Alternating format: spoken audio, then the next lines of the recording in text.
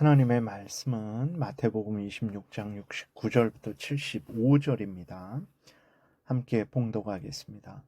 베드로가 바깥들에 앉았더니 한 여종이 나와 이르되 너도 갈릴리 사람 예수와 함께 있었도다 하거늘 베드로가 모든 사람 앞에서 부인하여 이르되 나는 내가 무슨 말을 하는지 알지 못하겠노라 하며 앞문까지 나아가니 다른 여종이 그를 보고 거기 있는 사람들에게 말하되 이 사람은 나사렛 예수와 함께 있었도다 하매 베드로가 맹세하고 또 부인하여 이르되 나는 그 사람을 알지 못하노라 하더라. 조금 후에 곁에 섰던 사람들이 나와 베드로에게 이르되 너도 진실로 그 도당이라 내 말소리가 너를 표명한다 하거늘 그가 저주하며 맹세하여 이르되 나는 그 사람을 알지 못하노라 하니 곧 닭이 울더라. 이에 베드로가 예수의 말씀에 닭 울기 전에 내가 3번 나를 부인하리라 하심이 생각나서 밖에 나가서 심히 통곡하니라. 아멘. 기도드리겠습니다. 살아계신 하나님 감사합니다. 이 시간 하나님의 말씀을 우리가 전하고 듣사오니 성령께서 역사하셔서 잘 알고 믿고 순종해서 하나님의 영광을 드러내고 이웃을 말씀으로 유익하게 하고 또 우리도 하나님의 말씀에 약속된 풍성한 은혜 늘 누리게 도우소서. 감사드리고 예수 그리스도의 이름으로 기도드렸습니다. 아멘. 오늘 본문에서는 베드로가 예수님을 부인하는 내용이 기록되어 있어요. 그런데 이 일도 하나님이 모르셨는데 갑자기 되어진 일이냐? 절대 그렇지 않습니다. 하나님께서는 제자들이 예수님을 버리고 도망갈 것을 스가랴서 9장에서 미리 말씀을 하셨죠. 그리고 예수님도 베드로가 닭 울기 전에 3번 예수님을 부인할 것을 미리 말씀을 하셨어요. 이 일을 통해서 하나님이 우리에게 알려주시는 것은 무엇입니까? 인간들의 한계를 우리에게 알려주고 계시죠. 인간들은 인간 자신을 대단히 여기고 자신들이 하나님께 큰 도움이 된다고 그렇게 생각을 하죠. 인간들이 없으면 하나님은 아무것도 못하고 아쉬워할 것이라 생각하죠. 그래서 우리도 하나님 저 없으면 손해입니다. 저 없으면 이 교회가 손해입니다. 저 없으면 이 세상이 손해입니다. 저 없으면 하나님이 손해입니다. 라는 생각을 하지 않습니까? 그러나 결코 손해 아니죠. 인간이 하나님께 도움이 되는 것이 아닙니다. 하나님이 인간들에게 절대적인 도움이 되는 거예요. 하나님은 인간들이 없어도 스스로 충만하시고 영광스러우신 하나님이십니다. 하나님은 인간이 없어도 모든 것을 하실 수 있는 전능하신 하나님이세요. 근데 왜 하나님은 마치 성경을 보면 우리의 인생을 살아가다 보면 인간이 없으면 안 되는 것처럼 말씀하시고 행하실까? 그것은 하나님이 하찮은 인간, 아무것도 아닌 인간을 그렇게 하나님의 동역자로 하나님과 같은 위치로 높여주는 것입니다. 인간을 존귀하게 대해 주시는 거예요. 내가 너 없으면 안 되겠다. 너가 이 일을 반드시 해야 되겠다. 하나님은 없어도 되는데 그렇게 말씀하시고 우리에게 그런 기회를 주시는 거죠. 어리석은 우리들, 교만한 우리들은 정말 하나님은 나 없으면 안 되는 것처럼 내가 하나님께 큰 도움을 주는 것처럼 생각을 하죠. 아닙니다. 네, 하나님에 의해서 인간들이 창조되었죠. 스스로 창조되지도 않았고 먼저 요구하지도 않았죠. 하나님의 뜻에 의해서 인간들이 창조되었고 하나님이 계속해서 은혜를 주심으로 인간들이 살아가고 있죠. 하나님께서 만약 오늘 햇빛을 하루 안 주셨다 생각해 보세요. 온 세상이 혼란하고 어지럽고 정말 모두 멸망당하게 되겠죠. 하나님의 은혜 주셔서 하나님에 의해서 모든 피조물들 인간들이 살아가는 것입니다. 하나님께서 그 손을 거두시면 인간들은 모든 것을 멈출 수밖에 없어요. 유지할 수 있는 것은 단 하나도 없습니다. 시편 104편에 이렇게 기록되어 있어요. 28절 주께서 주신즉 그들이 받으며 주께서 손을 펴신즉 그들이 좋은 것으로 만족하다가 주께서 낯을 숨기신즉 그들이 떨고 주께서 그들의 호흡을 거두신즉 그들은 죽어 먼지로 돌아가나이다. 이렇게 기록이 되어 있죠. 우리는 교만하지 말고 하나님의 의에서 우리가 사는 것임을 항상 기억을 해야 되는 것입니다. 그러므로 우리는 범사에 하나님을 인정하고 의지해야 되죠. 사람들이 우리를 위협할지라도 믿음을 굳게 해야 됩니다. 베드로처럼 위협할 때 두려워서 예수 그리스도를 부인해서는 안 되죠. 그러나 베드로와 같은 것이 우리의 현실이죠. 하나님께서 이러한 우리들을 용서하시고 또 용서하시고 한없이 용서하시고 사랑하시고 계속 은혜 주셔서 우리가 살아가는 것임을 항상 잊지 말고 교만하지 말고 겸손히 하나님을 의지해야 됩니다. 하나님이 말씀하신 대로 다 됐잖아요.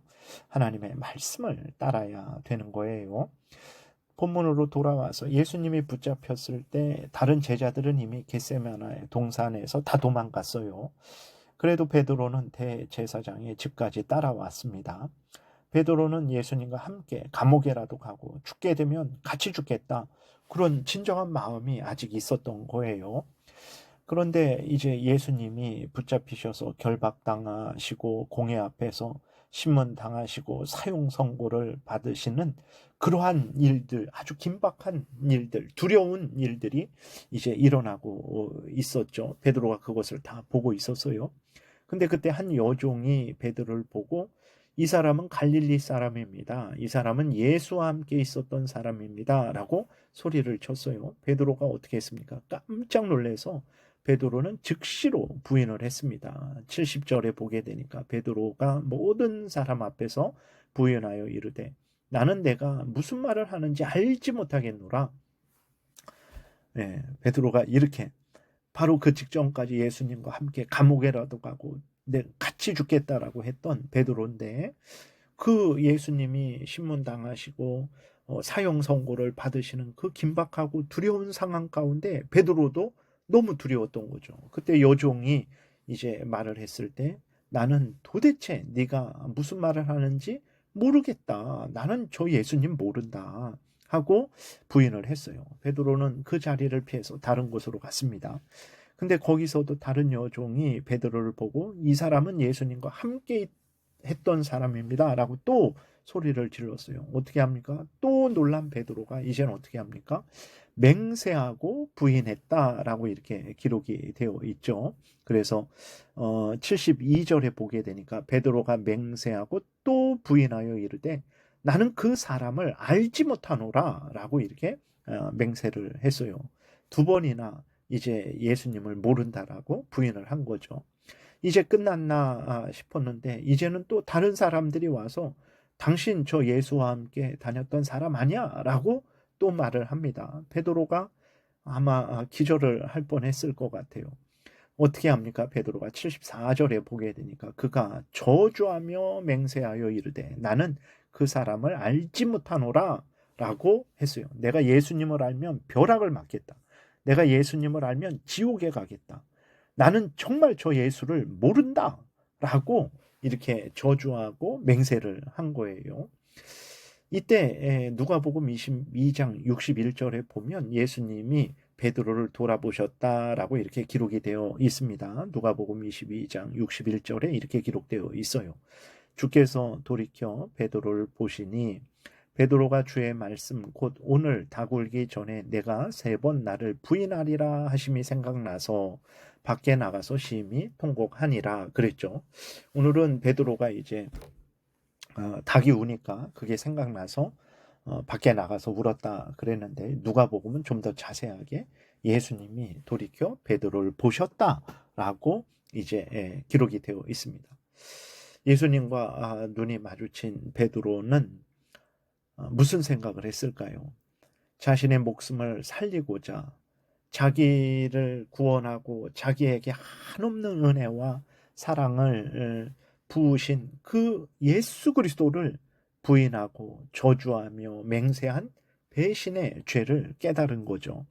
그리고 그 예수님과 함께 가겠다. 감옥에도 가고 죽는 데까지 나아가겠다라고 말해놓고 여종들이 두려워서 그 대제사장의 무리들이 두려워서 예수님을 배반한 그 죄를 깨달은 거죠. 베드로는 대제사장의 집 밖으로 뛰쳐나갔습니다. 예수님을 더 이상 볼 수 없었죠. 너무나 죄송해서, 자신이 너무나 부끄러워서 예수님과 함께 있을 수가 없었던 것이고, 그래서 뛰쳐나갔겠죠. 그리고 또 대제사장의 집에서 울면 더욱 의심을 받을 거 아니에요. 당신 왜 울어? 저 예수와 같은 편 아니야. 또 이렇게 하니까 여전히 두려운 거예요. 그것 때문에 자기가 예수님을 부인한 것을 깨달았는데 그 두려움이 여전히 있어서 베드로는 밖으로 나가서 심히 통곡을 한 거죠. 자신의 죄가 이러한 예수님을, 자신이 살고자 예수님을 부인하는 그 자신의 죄를 아주 명확히 안 것이고, 그리고 또 자신이 예수님을 저주하고 부인할 것까지 예수님은 다 하셨잖아요. 네가 다 굴기 전에 나를 3번 부인할 것이다 라고 예수님이 말씀을 하셨어요. 다 이미 아셨는데도 예수님은 어떻게 하셨습니까? 발을 씻겨주시고 윽박지르지 아니하시고 미워하지 않으시고 한결같이 사랑해 주셨죠. 유월절 만찬을 이제 끝까지 행하셨죠. 그리고 그 부인할 줄 아는데도 제자들을 데리고 겟세마네 동산에 가셨죠. 그리고 베드로와 야고보와 요한을 더 가까이 예수님이 부르셨죠. 그렇게 한없는 은혜와 사랑을 주신 거예요. 근데 자기는 살고자 이제 예수님을 부인한 거죠. 저주하며 맹세하며 부인한 거예요. 이러한 그 예수 그리스도의 한없는 은혜와 사랑, 거기에 대한 자신의 아주 치졸하고 더러운 배신을 베드로가 이제 깨달은 거죠. 견딜 수가 없었겠죠. 유다는 이제 그러한 자신의 죄를 깨닫고 슬퍼하며 하나님 앞에 나아가 회개하지 않았죠. 근데 베드로는 그 죄를 지적받았을 때 어떻게 합니까? 자신이 하나님 앞에서 죄인임을 깨달아 알고 슬피 울며 회개하는 거죠. 하나님 앞에 용서를 비는 거죠. 자신이 죄인임을 인정하고 정말 한없이 통곡을 하는 거죠. 참, 이후에 예수님은 베드로를 어떻게 대하셨습니까? 너는 한번 배신한 자니까 다음에도 배신할 줄 내가 분명히 안다. 너는 이제 끝이다. 말씀하셨습니까? 그러지 않았죠. 먼저 베드로를 찾아가셨죠. 그리고 용서하셨죠. 그리고 다시 예수님의 사도로 삼아주셨죠. 그리고 계속해서 변함없이 한결같이 은혜를 부어주셔서 베드로가 그 사도의 본분을 다 마치도록 은혜를 부어주셨고, 그 마쳤을 때 베드로를 영원한 천국으로 인도하셨죠. 예수님이 우리를 사랑하시는 사랑이 바로 이러한 사랑이죠. 우리가 어찌 예수 그리스도를 사랑하지 않을 수 있겠습니까? 우리가 어찌 예수 그리스도께 감사와 영광을 돌리지 않을 수 있겠습니까? 우리가 이러한 은혜와 사랑을 이러한 한없이 참 치사하고 더럽고 우리만 알고 우리를 살리고자 예수님을 부인하는 이러한 존재들을 위해 예수님이 대신 뺨 맞고 대신 침뱉음 당하고 대신 십자가에 못 박혀 죽으신 거죠. 그 은혜를 받고도 베드로와 같은 마음과 태도가 얼마나 우리에게 자주 일어납니까? 근데도 또 용서하시고 또 용서하시고 또 용서하시고 지금도 우리를 위해서 기도하시고 또 때가 되면 우리를 천국으로 인도하시기 위해서 이 땅에 재림하시죠. 이러한 은혜와 사랑을 받은 우리들이 어찌 하나님께 감사와 영광을 돌리지 않을 수 있겠습니까? 우리 구주 예수 그리스도를 의지하고 신뢰하지 않을 수 있겠습니까? 우리가 받은 사랑이 이러한 사랑이라는 것을 깨달아 알고 더욱 감사하고 기뻐하고 모든 영광을 하나님께 돌리며 우리 구주 예수 그리스도를 절대적으로 믿고 사랑하며 의지하며 그 명령을 따라야 되겠습니다. 기도드리겠습니다. 하나님 아버지 감사합니다. 베드로의 모습이 우리의 모습인데 하나님 아버지 변함없이 한결같이 용서하시고 사랑하시고 은혜 주시고 인도하시니 감사합니다. 이러한 은혜를 우리에게 영원토록 주실 줄 믿고 우리가 감사하며 오직 하나님의 영광을 위해 우리 구주 예수 그리스도를 위해 살아가는 우리 모두가 되게 도우소서. 예수 그리스도의 이름으로 기도드렸습니다. 아멘.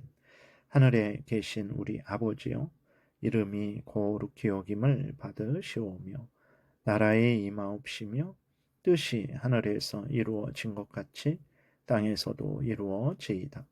오늘날 우리에게 일용할 양식을 주옵시고 우리가 우리에게 죄지은 자를 사하여 준 것 같이 우리의 죄를 사하여 주옵시고 우리를 시험에 들게 하지 마옵시고 다만 악에서 구하옵소서. 대개의 나라와 권세와 영광이 아버지께 영원히 있사옵나이다. 아멘. 지금은 우리 구주 예수 그리스도의 은혜와 하나님 아버지의 크신 사랑과 성령의 교통하심이 이 놀라운 우리 하나님의 은혜와 사랑을 받은 자로서 하나님을 사랑하고 의지하며 하나님의 영광을 위해 살아가고자 은혜 구하며 돌아가는 하나님의 택한 백성들 머리 위에 지금부터 영원토록 함께 있을지어다. 아멘.